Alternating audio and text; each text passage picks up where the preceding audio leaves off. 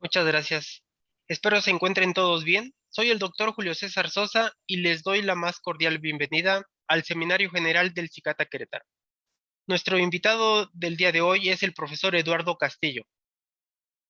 El profesor es ingeniero mecánico electricista por la UNAM y doctor en control automático por el Instituto Politécnico de Grenoble, Francia. En 2015 recibió el certificado de entrenamiento Líderes en Innovación por la Real Academia de Ingeniería y la Universidad de Oxford de Reino Unido. Tiene 7 registros de patentes y ha publicado más de 50 artículos en revistas y desde 2008 ha realizado la comercialización de robots industriales de diseño propio. Actualmente es profesor del Instituto Politécnico Nacional en el Cicata de Querétaro. El día de hoy nos va a hablar de la innovación y la creatividad. Adelante, profesor.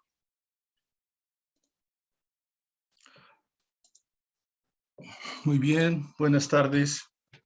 Muchas gracias por la introducción.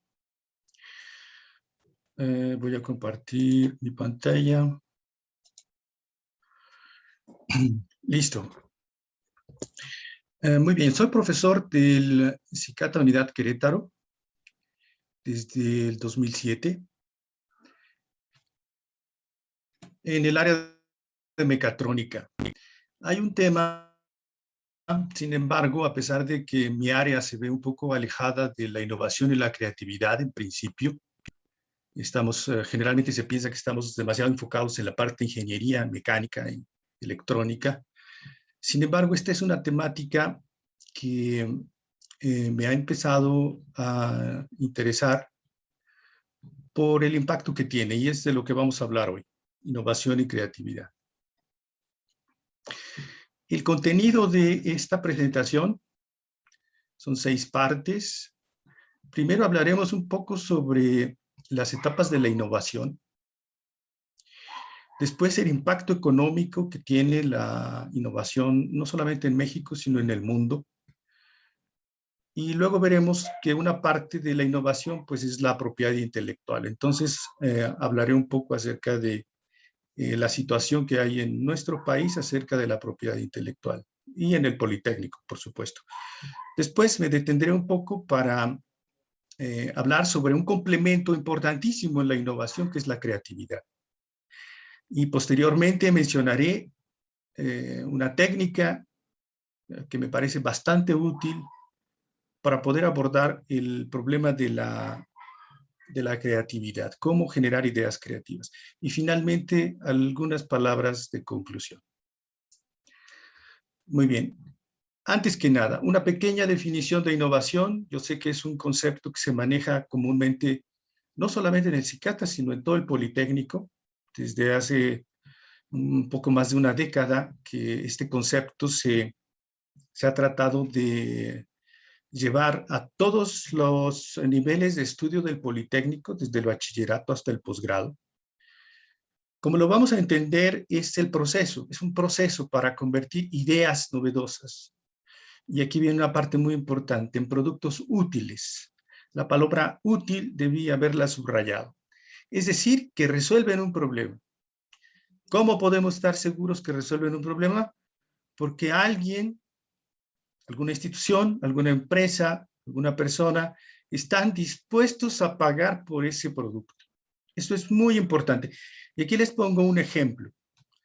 Tenemos la patente 1991 de Estados Unidos de la maleta con ruedas. Ahora parece un producto muy común. Sin embargo, hace 30 años esto era todo un problema para las personas que viajaban, para las personas que hacían turismo. De hecho, revolucionó la forma de hacer turismo. Es una patente sencilla, como de hecho lo son todas las patentes. La mayoría de las patentes. Yo diría que un 90% de las patentes son cosas simples. ¿En qué consistía? Pues simplemente en ubicar 2 ruedas, sí, así es, 2 ruedas en la parte inferior de la maleta y una asa plegable, extensible, que permite sujetarla y arrastrarla. Así de simple es esto. Las etapas de la innovación, desde mi punto de vista, son 5. Puede variar un poco el número de etapas según la persona que lo presenta, según su experiencia propia. Desde mi experiencia son 5. Lo que puede llegar a cambiar un poco es la definición del problema. La definición del problema puede venir junto con la comercialización porque se hace por pedido de alguien. Alguna empresa nos solicita resolver una problemática, por ejemplo, como recientemente lo hizo una compañía fumigadora de Querétaro, que se acerca a nosotros y nos dice si tenemos una solución, nos pregunta si tenemos una solución para el problema de fumigación, diseño de una máquina. Entonces, en ese caso, nosotros al resolver el problema, pues prácticamente la comercialización ya la tenemos resuelta porque ya tenemos a un cliente potencial con esta misma compañía. Después del planteamiento del problema, proponemos una idea para resolverlo. Esta idea normalmente la llevamos a cabo algunos meses, puede tomar algunos años, depende. Y generalmente muchos temas de tesis se quedan en esta parte, en la problemática, en la idea, en la solución y en una experimentación, una pequeña prueba de concepto de esa solución. Muy pocos trabajos pasan a la propiedad intelectual, que es el siguiente punto de la innovación. Muy pocos trabajos pasan a la validación real, la que debe de respetar normatividad y regulaciones nacionales o internacionales, y muy pocos, cada vez menos, pues pasan a la comercialización. Estas son las 5 etapas de la innovación. Las voy a ilustrar con un ejemplo rápidamente. Esto es de mi época, tal vez ustedes ya no lo ven, el desgaste de la pintura de los automóviles provocado por la exposición a rayos ultravioleta. Los automóviles se veían así. Empezaban a aparecer unas manchas blancas en los automóviles como resultado de una exposición prolongada al sol. ¿Cuál fue la idea o la solución en este caso que se presentó? Incluir en la pintura un componente de dióxido de silicio. Este dióxido de silicio es reconocido por reflejar los rayos ultravioleta.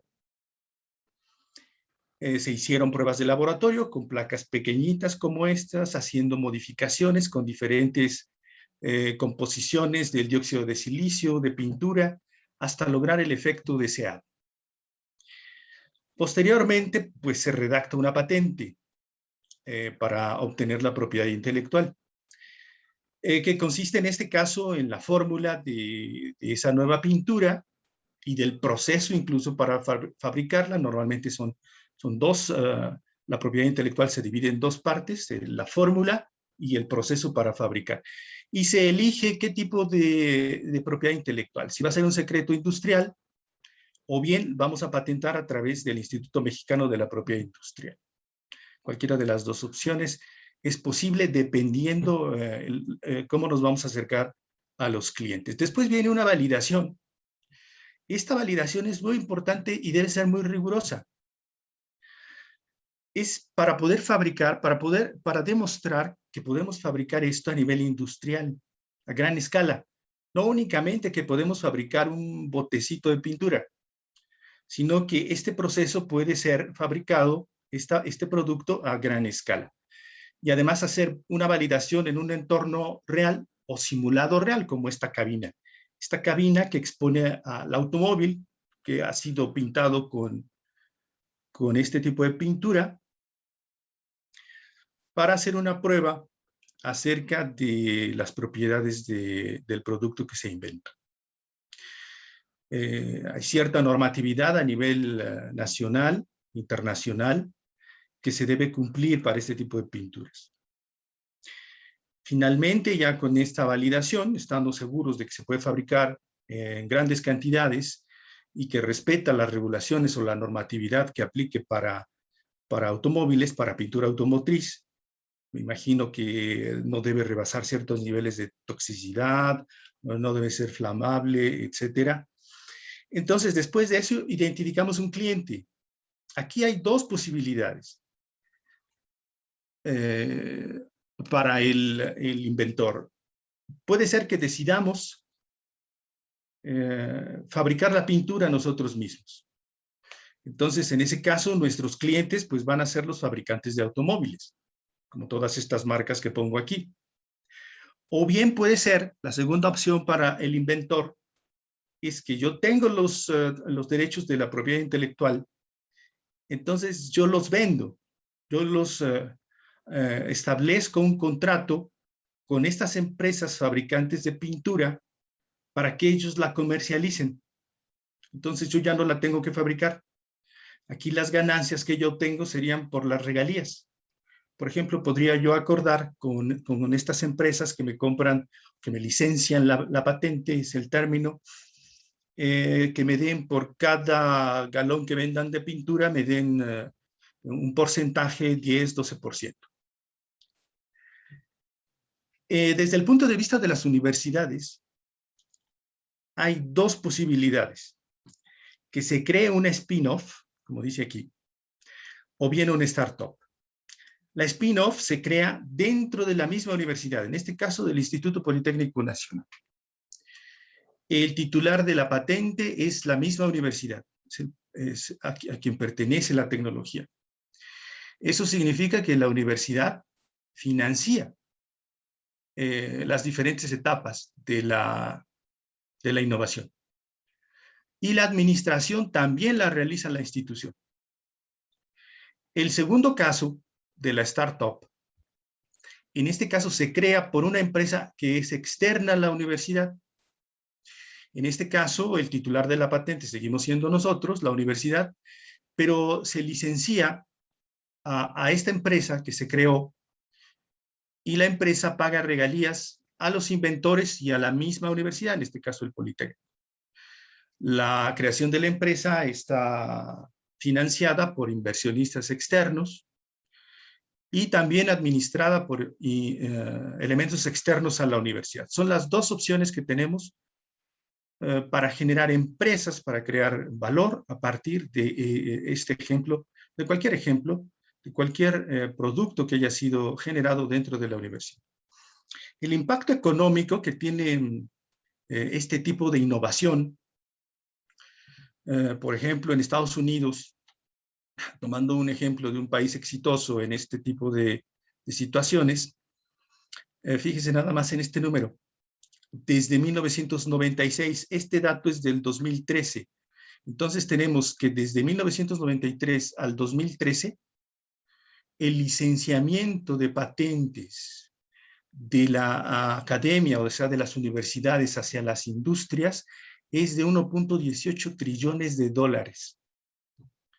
Yo no comprendo muy bien todavía estos números, me parece que son 12 ceros después del 1.18. Entonces estamos hablando de algo importante, muy importante para la economía de un país. Les voy a poner algunos ejemplos. En 1967, John Machowning, que es profesor en la Universidad de Stanford, inventó un algoritmo. Con este algoritmo se crearon una gran familia de sintetizadores y de órganos electrónicos utilizando la síntesis de señales de frecuencia modulada, concepto electrónico. Fue un algoritmo lo que él inventó. En 1973, Stanford, la universidad donde trabajaba este profesor, licenció la invención a Yamaha y la licenció por 22.9 millones de dólares por el mercado, ¿no? El mercado que tenía y que tiene en esta gran empresa fabricante de equipo de sonido.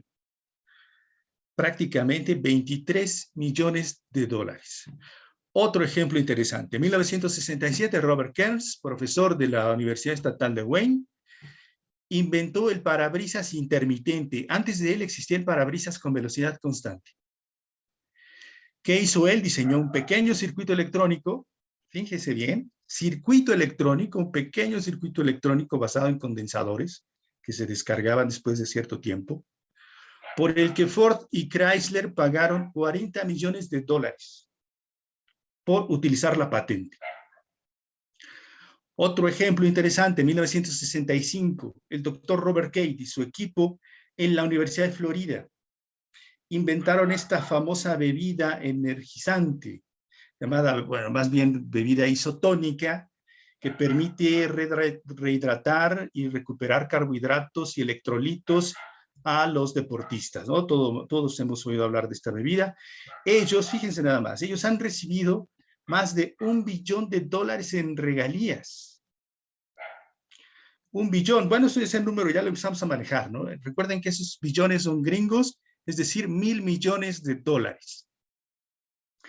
De este monto, la universidad ha recibido el 20%. Otro ejemplo más, en 1974, Paul Berg, profesor también en la Universidad de Stanford, crea una molécula para los de biotecnología, este ejemplo, que contiene ADN de 2 especies diferentes. A esta técnica se le llamó recombinación genética, que es uno de los cimientos en el desarrollo de la ingeniería genética moderna. Desde entonces, fíjense bien este número, desde entonces Stanford ha recibido $255 millones como pago de regalías por las empresas que han utilizado esta patente. Uno más, Larry Page, Sergey Brin, comenzaron Google.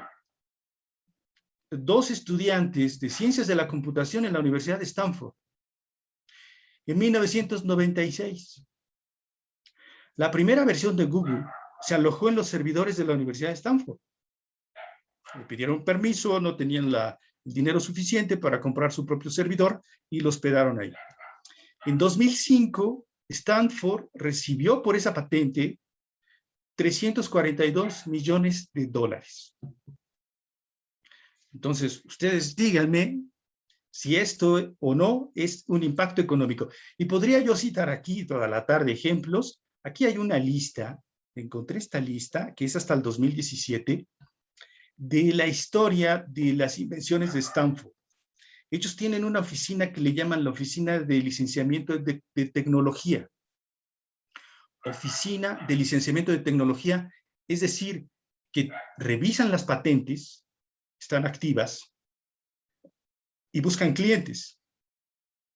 Entonces aquí tenemos, subrayé los 3 casos que ya había mencionado antes, pero tenemos otros. Amplificadores de fibra óptica, y aquí está el monto, $4.3 millones. Grabación MIMO para inalámbrica, $1.6 millones, etc. Y esta lista no para. Continúa. Y no solamente es Stanford. Si ustedes miran las universidades, el top 20 de las universidades en Estados Unidos, desde el 2008 al 2018, tenemos estos números, miren. De hecho, no es Stanford quien recibe más ventas, que genera más empresas con su tecnología. Es el MIT, con 244 en estos 10 años. Luego la Universidad de Columbia, la Universidad de Purdue, Utah, luego sigue Stanford, Florida, etcétera. La que menos hace son 103 empresas del tipo startup en estos 10 años. Alguna vez me criticaron cuando yo hice esta presentación, porque hablaba de Stanford, no se podía comparar Stanford al Politécnico, porque el tamaño es más pequeño. Entonces, tomé una universidad en tamaño comparable con el Politécnico. Y aquí hay 2 datos interesantes. Miren, ellos tienen una oficina que le llaman comercialización de la tecnología, muy similar a la de Stanford, licenciamiento de tecnología. Aquí hay 2 datos a retener. Estos son datos del 2019, el año fiscal. 44 patentes. 19 licenciamientos de esas patentes. Y los ingresos por venta, por licenciamiento de patentes es $1 millón. Solamente el del 2019. Vamos a ver qué sucede en el Politécnico. El Politécnico tenemos, no sé, en todo el Politécnico, un gran número de estudiantes que se gradúan al año. En el CICATA tenemos desde su creación hasta ahora, alrededor de 311 estudiantes graduados. Más o menos una situación como esta. Anualmente se graduarán unos 15 estudiantes en el CICATA, más o menos. Pero si hacemos una radiografía de lo que está pasando por aquí, y el profesor que está en medio y todos estos jóvenes, si hacemos una radiografía, en todos ellos hay una idea. En algunos de ellos incluso hay 2 o 3 ideas.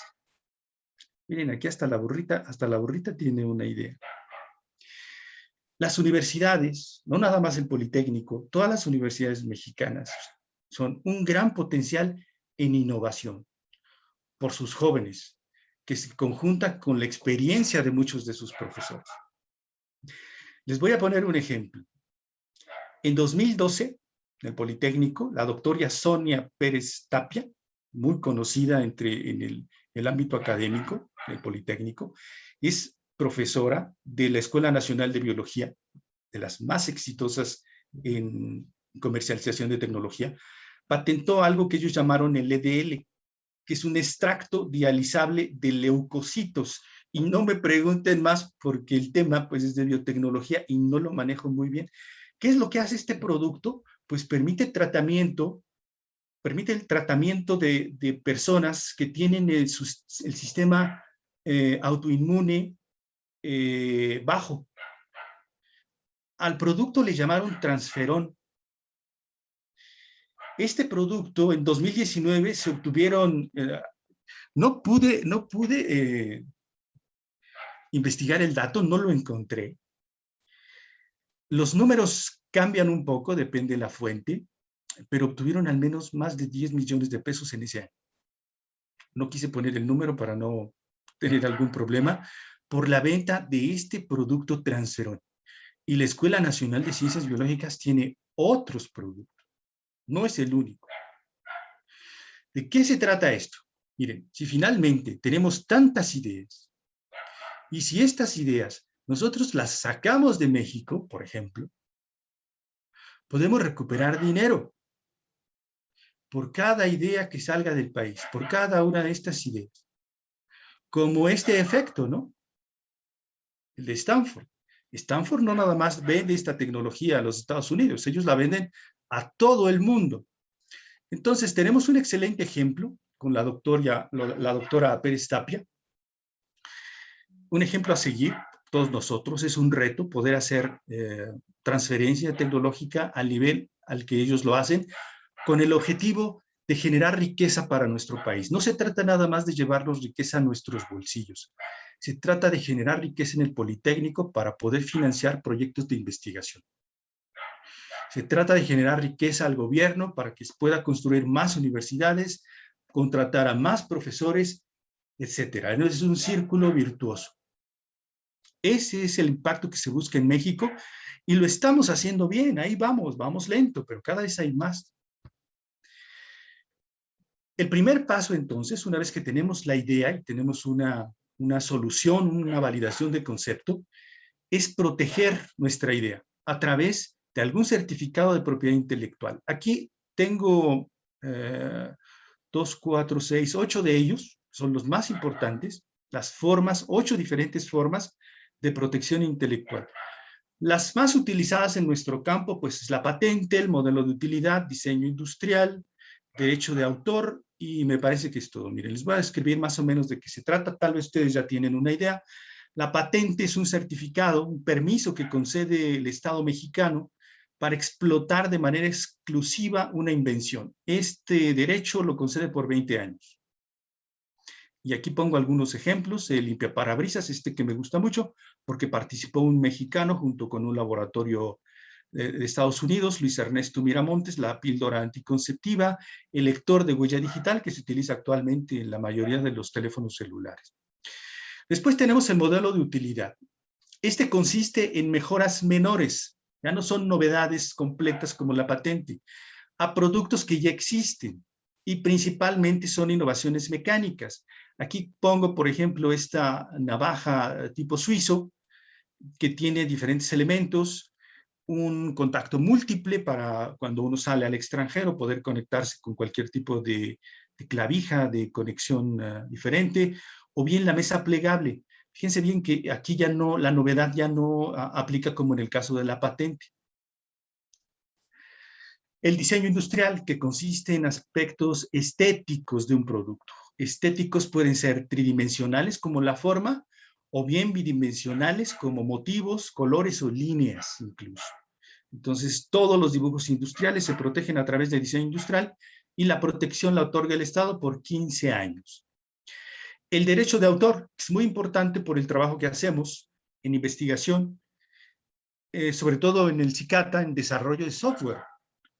Hay un grupo de investigadores muy fuerte en el CICATA que desarrolla software y seguramente tienen varios derechos de autor protegiendo su desarrollo, pero también pueden ser obras artísticas, literarias, incluso los dibujos que se hacen en arquitectura. Otro ejemplo interesante son los derechos de autor, es otra forma de propiedad intelectual, en este caso son 15 años. Aquí olvidé decir que los derechos de autor son toda la vida del autor más 100 años. El diseño industrial es por 15 años. Los derechos de obtentor, esto es cuando se genera una nueva variedad, una nueva variedad vegetal que debe ser estable y homogénea. Normalmente es para mejorarla, por ejemplo, para hacerla, para que utilice menos agua, para hacerla inmune a ciertas plagas, etc. Si nos vamos al número de aplicaciones de patentes, fíjense que México no está tan mal. El primer lugar lo ocupa China ya desde hace algunos años. Desbancó a Estados Unidos. Miren, estos datos son del 2015 al 2018. Tenemos aquí una columna por cada año. La más reciente que tengo aquí es de 2018. Y México está en el lugar número 12. Estos datos son de la Organización de la Propiedad Intelectual Mundial. Organización Mundial de la Propiedad Intelectual. México, por ejemplo, en 2018 tuvo 16,000, un poco más de 16,000 solicitudes de patente, prácticamente el mismo número que Francia. Es que recuerden que México es un país maquilador, entonces muchas empresas para poder fabricar en México, pues tienen que patentar los productos aquí. Sin embargo, cada vez el número de mexicanos que patentan es más grande. No se compara con los chinos, que tienen en 2018 prácticamente 1,5 millones de patentes. Imagínense que es 1,5 millones de patentes. Bueno, ahí vamos, ¿no? Ahí vamos. Estamos haciendo cada vez mejor. ¿Cómo está el Politécnico? El Politécnico a nivel nacional, estas son instituciones de educación superior. Estamos ubicados en tercer lugar. Estos son datos del 2019. El primer lugar lo ocupa el Instituto Mexicano del Petróleo, por todo el desarrollo tecnológico que hay en México alrededor del petróleo. Después está la UNAM, que tiene 537 patentes solicitadas en 2019. Este dato es importante, son solicitadas, no quiere decir que ya fueron acordadas o bien otorgadas, como se dice. El Politécnico tiene en el 2019 228, y de aquí para abajo pues están el resto. Está la Universidad de Puebla, la Autónoma de Puebla, está el mismo Sinvestab, está la UAM, etcétera, ¿no? El TEC de Monterrey, miren, está por aquí con 124 solicitudes de patente en el 2019. Entonces, la situación no es tan mal en el Politécnico, estamos bien. La situación no es mala en México, estamos bien, ahí vamos, tenemos que seguir trabajando. Hay muchos retos por resolver. Es muy sencillo escribir una patente. Yo no me canso de decirlo. Es muy sencillo, es más sencillo que escribir un artículo, que escribir una tesis, no se diga. Por ejemplo, este es el procedimiento que se sigue ante el Instituto Mexicano de la Propiedad Industrial mexicano para poder registrar, hacer la solicitud de una patente. Paso número 1, de hecho ya se puede hacer en línea, miren, y más ahora con la pandemia. Se captura la información, es un formato, una redacción de unas 10 páginas, se introduce todo en formato PDF, incluye dibujos, incluye una explicación, un resumen, en fin, hay un módulo de innovación que se imparte en el CICATA Querétaro desde hace algunos años, parte del maestro Max, que es de todos nosotros la persona que tiene el mayor número de patentes acordadas. Y segundo paso, se realiza un pago. El pago debe ser alrededor de 3.500 pesos más o menos. Pero ojo, para los que somos del Politécnico, el Politécnico hace el pago. Nosotros no lo hacemos. Después, pues tiene que contar con el fiel. Tampoco hacemos este trámite, lo hace el abogado general. Y listo. Eso es todo. De hecho, en el CICAT es más sencillo. Llenamos todos estos documentos, formatos, está la escritura de la patente y 2 cartas, una de empleado y otra en el que cedemos la titularidad, fíjense bien, es un concepto diferente, al Politécnico, más no la autoría. Este trámite lo pueden hacer con la UBIS, con la maestra Edith Muñoz, es muy sencillo, muy simple también, y ella envía todo a México con el abogado general que se encarga de hacer el registro ante el INPI, y el Politécnico paga todos los costos de la solicitud, e incluso me parece que paga los 2 primeros años una vez que es otorgada la patente. Pero para patentar y para innovar, ¿qué se necesita? Necesitamos creatividad. Es el primer paso en la innovación. Si no tenemos ideas creativas, pues ¿qué vamos a patentar? Hay un libro, salió por los 90s, de John Hawkins, que se llama Cómo la gente hace dinero a partir de las ideas. Y a eso le llamó en aquella época la economía creativa. Algunos países le han llamado a esto economía naranja. ¿Qué significa? Pues que se puede generar no solamente dinero, sino satisfacción a las personas por estar haciendo algo que es útil. ¿En qué consiste la creatividad? La creatividad la definimos como la capacidad de generar nuevas ideas o conceptos, pero a partir de conocimientos que ya tenemos. Eso es muy importante. Que tenemos en la mente, no que están en el celular. Porque a veces creemos que por tenerlo en el celular ya no lo tenemos que aprender. No, eso es un error. Lo debemos de tener en la mente bien presente. ¿Qué es lo primero que nos enseñan en la vida? Los colores. Yo recuerdo muy bien, me enseñaban los colores. Este es blanco, este es verde, este es rojo. Y uno lo repetía hasta el cansancio. Después aprendimos a leer. Y a medida que vamos avanzando en nuestra vida, vamos aprendiendo muchas cosas. Geometría, álgebra, física, las leyes de Newton. En fin, en nuestra etapa universitaria tenemos una gran cantidad de conocimientos de diferentes áreas. Ahorita, por ejemplo, ustedes tienen esta charla que estoy yo impartiendo de innovación, pero han tomado charlas sobre biotecnología, sobre inteligencia artificial, y todo eso se va acumulando en su cerebro y forma un mapa de conocimientos que están así. Tener esos conocimientos por tenerlos no sirve de nada. Eso no es creatividad, eso lo hace una computadora, ¿no? Y tiene incluso más que nosotros.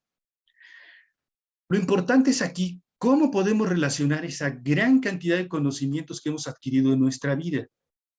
Pues a partir de las experiencias que vivimos, de los problemas que hemos visto que alguien resuelve.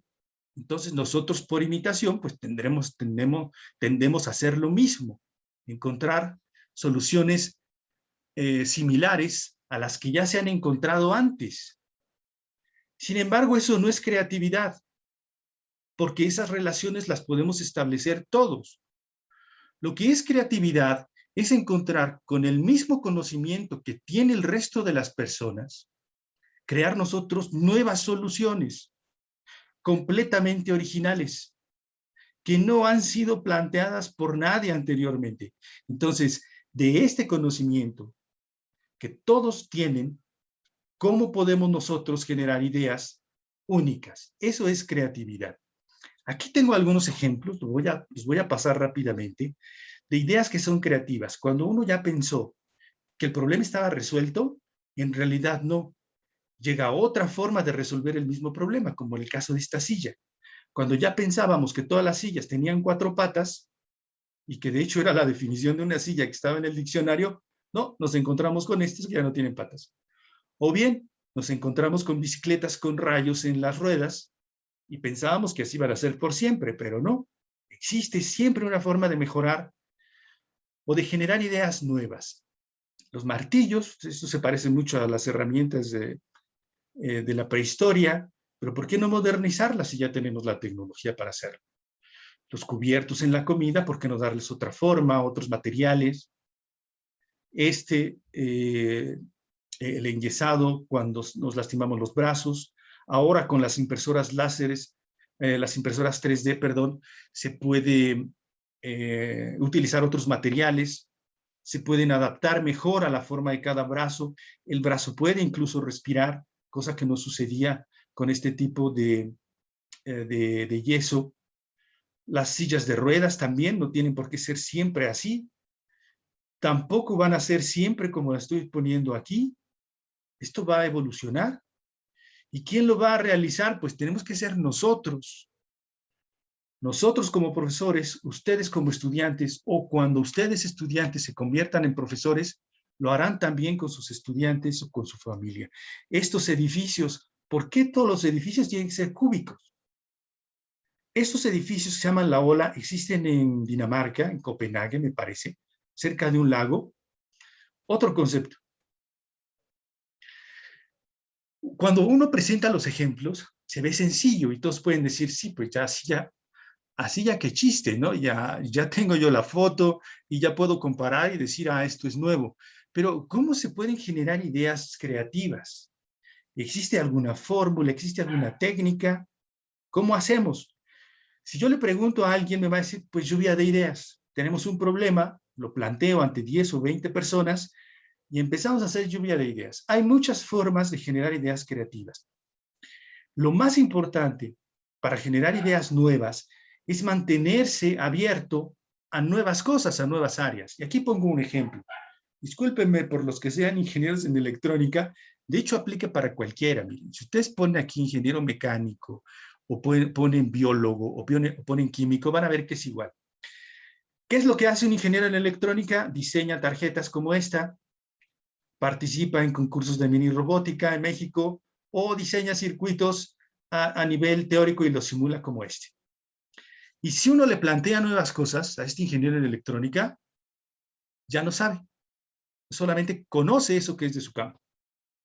Pero ¿cómo podemos estar abiertos a nuevas cosas? Pues aprendiendo o participando en áreas diferentes. ¿Qué sucede ahora si un ingeniero en electrónica participa o se interesa en los problemas de la biología, de la botánica o de los invernaderos? Pues así surgieron los invernaderos, de hecho, los invernaderos de hidroponía, que tienen temperatura, presión y los nutrientes de las plantas los tienen todos controlados por computadora. O bien, ¿qué pasaría si un ingeniero en electrónica empieza a participar en proyectos de ingeniería civil? Por ejemplo, en el diseño de puentes. Pues entonces surgirían los puentes inteligentes, que tienen miles de sensores para detectar posibles problemas, la carga, alguien con exceso de carga que no debe pasar por el puente, etcétera. O bien un ingeniero de electrónica aprendiendo cosas de mercadotecnia. Cuando un ingeniero aprende cosas de mercadotecnia, se da cuenta que es tan sencillo que le dan ganas inmediatamente de iniciar un negocio. Existe una técnica, hay muchas técnicas, al menos yo conozco 3. Está la famosa lluvia de ideas, está una técnica que se llama matriz y esta técnica es Camper. Esta técnica consiste en hacerse preguntas, cuestionamientos a partir de un objeto. Yo tengo un objeto y lo quiero mejorar o quiero generar uno nuevo a partir de ese. ¿Sí? Son 2 situaciones, mejorarlo o crear uno nuevo. ¿Qué es lo que puedo hacer? El nombre lo toma Scamper, es un acrónimo de todas estas palabras: sustituir, son estos verbos, combinar, adaptar, modificar, proponer otro uso, eliminar y reordenar. Es decir, yo tengo un producto y tengo que preguntarme, ¿puedo sustituir alguna parte de ese producto por otra? Aquí tengo algunos ejemplos. Miren, sustituir. Puedo sustituir el color, la forma, el material, el proceso de fabricar. El ejemplo es la rueda del automóvil, que originalmente eran de madera. 1921 es esta foto. Después pasaron a ser de acero, con todas las ventajas que esto puede tener. Otro ejemplo de sustitución son los pizarrones. Los pizarrones que eran negros o verdes en una época y se utilizaba gis para marcar en ellos. Ahora ya prácticamente el 90%, 80% de los pizarrones ahora son blancos y ya no se utilizan gises, se utilizan plumas para marcar en ellos. Otra sustitución posible es en color. ¿Por qué la Coca-Cola es negra? ¿Por qué no puede ser verde? De hecho, tal vez alguno de ustedes conoce la historia, pero originalmente la Coca-Cola era verde, pero se pensó que no iba a tener un gran impacto comercial y la pusieron de color negro. La segunda palabra es la C, letra, que significa combinar en este caso. ¿Qué pasaría si combinamos dos productos? Uno de los ejemplos clásicos es la cámara fotográfica con el teléfono celular, que nos dio como resultado el teléfono celular con cámara integrada, patentada, por supuesto. Otra posible combinación es o el mismo teléfono con cámara celular, con cámara fotográfica integrada, pero ahora le sumamos una lámpara.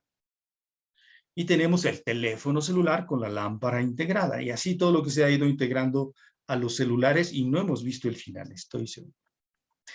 ¿Qué más podemos combinar? Este que es almidón de papa, lo combinamos con glicerol, con un poco de agua, hacemos una composición de todo esto y podemos obtener un plástico biodegradable a partir de este producto. Patentable también.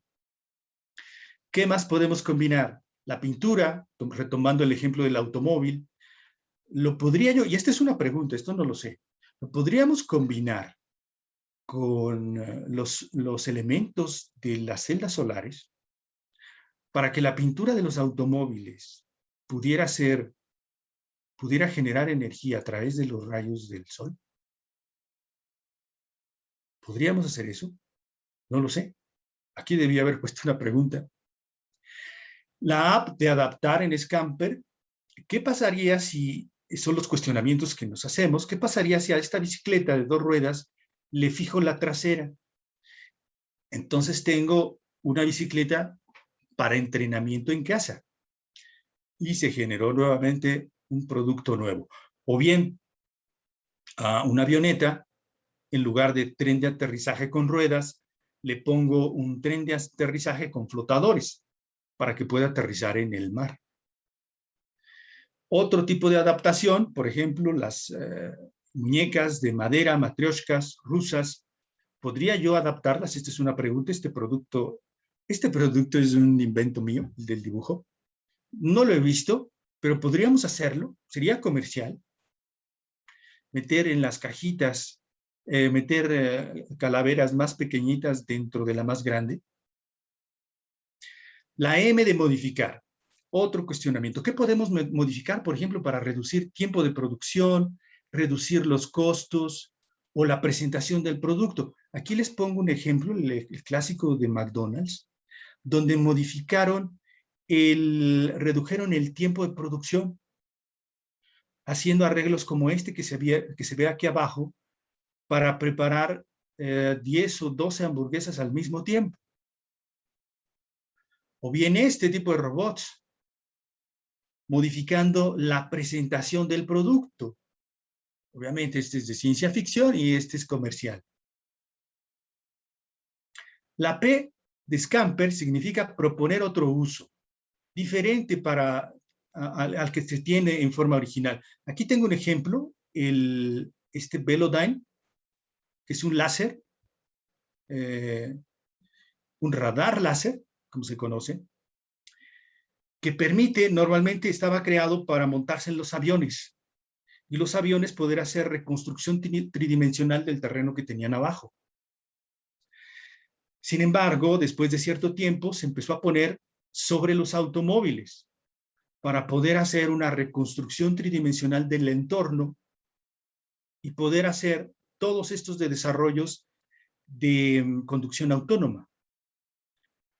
Otro muy exitoso, también de proponer otro uso, son los rayos X, que normalmente se se habían utilizado para cuestiones médicas, pero que después se utilizaron en cuestiones de seguridad para verificar el contenido dentro de las maletas que suben al avión. La E es de eliminar. Y aquí las preguntas que se tiene uno que hacer para generar un nuevo elemento son: ¿podemos eliminar los desperdicios, simplificar el producto, aumentar la vida útil, eliminar una parte de la cadena de distribución, reducir el peso o el tamaño? Aquí tengo un ejemplo. Miren esta caja. Esta caja pues es normal, ¿no? Tiene todas las tapas. Sin embargo, esta ya no tiene dos de las tapas. ¿Qué pasó aquí? Se redujo, se quitaron dos tapas que no eran necesarias.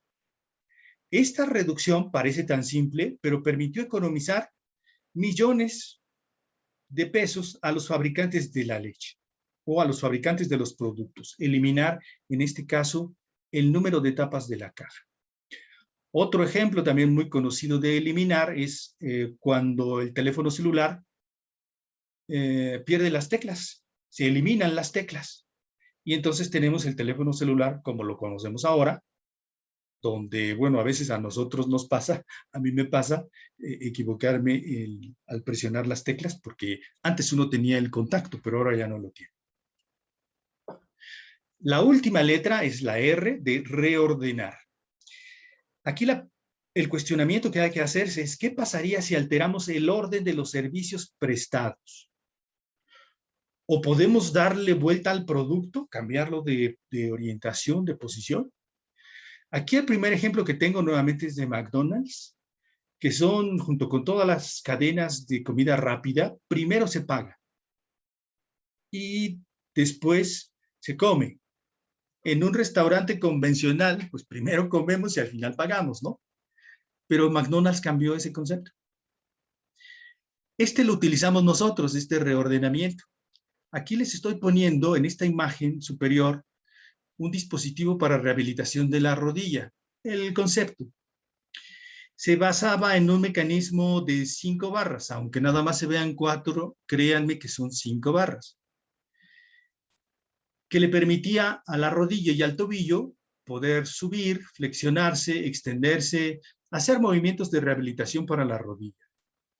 Nos dimos cuenta, lo patentamos, y luego nos dimos cuenta que si lo poníamos ahora en horizontal, ya no en vertical como está aquí, sino en horizontal sobre una mesa, podíamos hacer también rehabilitación del brazo, donde el tobillo venía a ser la muñeca, el codo viene a ser, la rodilla viene a ser el codo y el hombro viene a ser la cadera. Y estas, créanme, son 2 patentes que ya tenemos aceptadas.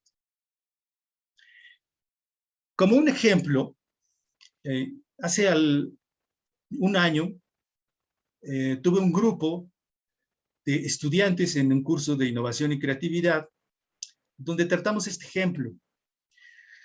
Fabricamos, esta es la situación, actualmente fabricamos y vendemos jugo de naranja, pero por cuestiones de competencia en el mercado, tememos perder la posición que ya tenemos. Entonces hay que crear un nuevo producto o un nuevo mercado o ampliar los límites del mercado que ya tenemos.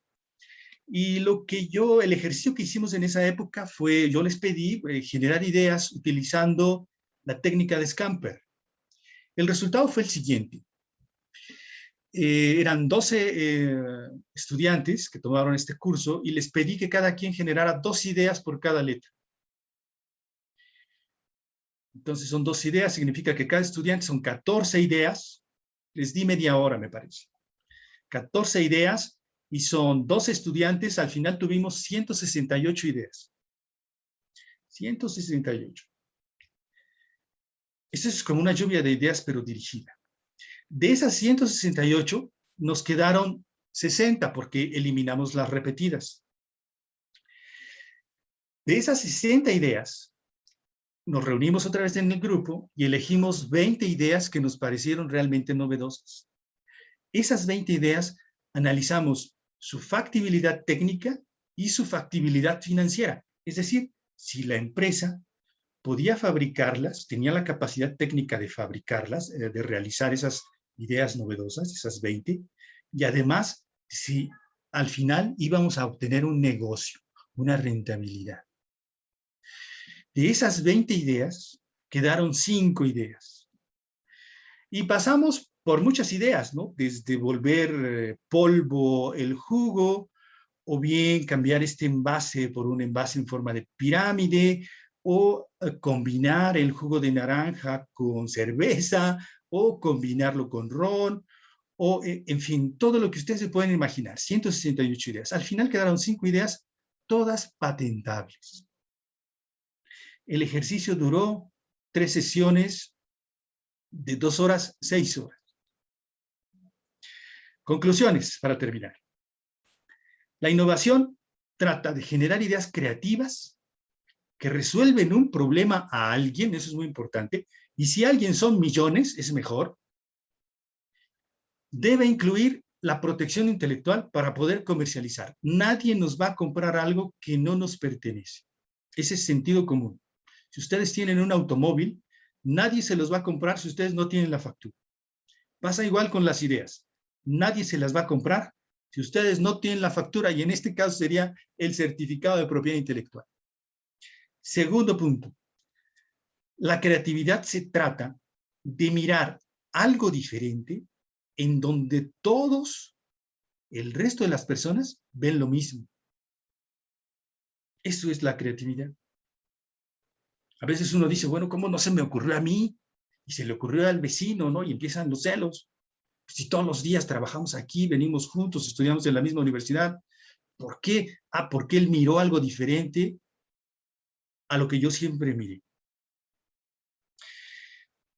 Viene el reto. En los posgrados, en el nuestro, nuestra maestría, nuestro doctorado, 311 alumnos graduados, 83 alumnos de doctorado.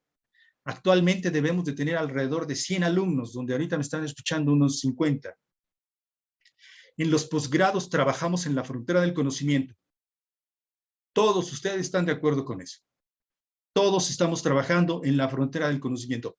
Y esa frontera está muy cerca de la innovación. Cerquísima. Tenemos que considerar en nuestros proyectos la normatividad reguladora en el campo en el que estamos trabajando. Biotecnología, ingeniería. Si estamos haciendo dispositivos médicos, tenemos que mirar cuáles son las normas. Podemos estar trabajando en un prototipo y al final de 4 años darnos cuenta que no cumple con la normatividad. Entonces todo se vuelve un fracaso. Finalmente, yo les recomendaría, les recomiendo, les sugiero cambiar la pregunta. Yo sé, ustedes van a decir, sí es fácil decirlo, los profesores ya tenemos un empleo. Cambien la pregunta. Actualmente se están preguntando dónde van a trabajar, qué empresa los va a contratar cuando terminen el posgrado. El 90% de ustedes están haciendo esa pregunta. Cámbienla y pregúntense, ¿a cuál empresa puedo licenciar mi patente o lo que estoy haciendo, el proyecto que yo tengo? No pueden salir del CICATA. Bueno, sí pueden, ¿no? Pero me gustaría que no salieran del CICATA únicamente con su tesis y con su diploma. Al menos deben salir con la tesis, el diploma y una patente. Porque esa patente les va a abrir las puertas, no necesariamente para crear una empresa, pero para venderla, la patente. Esto es todo de mi parte. Muchas gracias por su atención y dejo el micrófono al coordinador del seminario. Gracias, profesor. Pasamos a la sección de preguntas. Tenemos algunas aquí. Judith Rivera nos dice, ¿cómo conciliar los intereses de las investigaciones entre los asesores y estudiantes para desarrollar una idea y convertirla en innovación? ¿Habrá alguna fórmula? Sí, yo me refiero, pienso que los intereses te refieres a, no sé si son intereses personales, problemáticas. Miren, ese es un problema común en México. Existen fricciones entre profesores que deberían limitarse a la cuestión meramente personal. O sea, no tenemos que ser todos amigos, ¿no? Pero la parte profesional debería quedarse afuera, completamente afuera de los problemas. Lo que se hace al crear una patente es que se define el porcentaje de participación de cada uno de los autores. Pueden ser a partes iguales, 33.3% si son 3 participantes, 50 y 50, incluyendo alumnos, profesores, depende, eso es un arreglo personal y efectivamente puede llegar a ser conflictivo. Pero hasta el momento yo no tengo, no sé, de casos en los que esto haya sido un problema, al menos en el CICATA. Gracias. Regina Hernández Gama pregunta, ¿puedes recomendarnos algún libro para aprender más sobre Scamper? Sí, por supuesto, yo les puedo enviar la bibliografía. Tengo 3 métodos, como les dije. El de lluvia de ideas, pues ese es muy conocido. Pero hay otro método que se llama TRIZ, T-R-I-Z, que es un método elaborado por rusos que trabajaron en la oficina de patentes y que explica muy bien, de una manera más compleja que el Scamper. Pero por supuesto yo les puedo enviar eh, a los profesores la liga para las referencias bibliográficas de Scamper. Gracias. Adrián García pregunta, ¿cuánto dinero ha entrado al CICATA por el licenciamiento de las patentes de los rehabilitadores robóticos? De los rehabilitadores todavía no entra dinero. Tenemos la patente del 2018. De lo que tenemos dinero ingresado es de otro tipo de robots, de los robots que se comercializaron desde el 2014, pero esta parte, algunos desarrollos se quedaron pendientes por la pandemia. Todavía no tenemos ingresos. Jorge Alfredo García Torres pregunta, ¿qué tanto afecta el nivel de conocimientos con el que se cuenta para innovar? Nada, no afecta nada. De hecho, las personas que patentan no necesariamente tienen que ser maestros o ingenieros, pueden ser técnicos, puede incluso no tener estudios. Hay muchos casos en el que no es el conocimiento lo importante, sino la originalidad de la idea. Gracias. Luis Daniel Filomeno Amador pregunta, considerando su experiencia, ¿es más importante el conocimiento o la creatividad? Yo creo que es la creatividad y esa es más complicada de obtener. El conocimiento, ustedes saben que se puede obtener talacheando, trabajando. Paso 10 horas pegado a un libro y puedo yo aprender cuestiones básicas, por ejemplo, de genética. Pero eso no me da creatividad. El más complicado es la creatividad y normalmente no trabajamos en ella.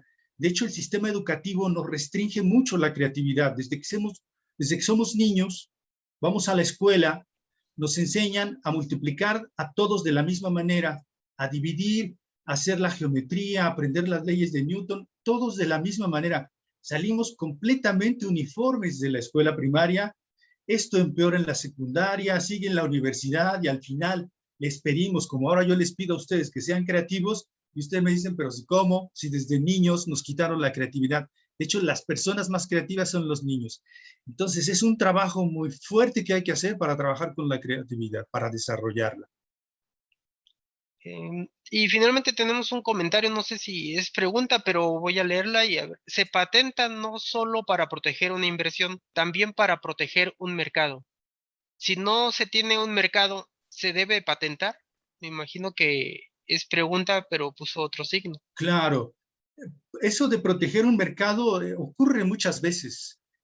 Por ejemplo, si yo fabrico automóviles, motores de combustión interna, y alguien fabrica motores con otro tipo de funcionamiento, y yo ya tengo mi mercado de motores de combustión interna, pues le compro la patente para seguir manteniendo el mercado que ya tengo. ¿Sí? ¿Cuál fue la segunda parte de la pregunta? La última parte de la pregunta. Si no se tiene mercado, ¿se debe patentar? Ah, claro, eso es una... No se debe hacer, no se debe hacer. Yo entiendo que con todas estas cuestiones de estímulos y de puntos que nos evalúan en el Politécnico, en el SNI, etcétera, la tentación de patentar es muy grande. Es un ejercicio académico, debemos hacerlo al menos una vez en la vida para saber cómo es, para cuando llegue la gran idea, entonces sí patentar y proteger bien nuestras ideas. Porque recuerden que una patente puede llegar a ser muy costosa.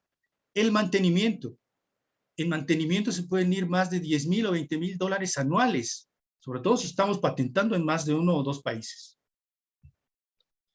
Pues muchas gracias. Vamos a terminar con este comentario que escribe Adrián García. Dice, ya lo decía Einstein, la imaginación es más importante que el conocimiento.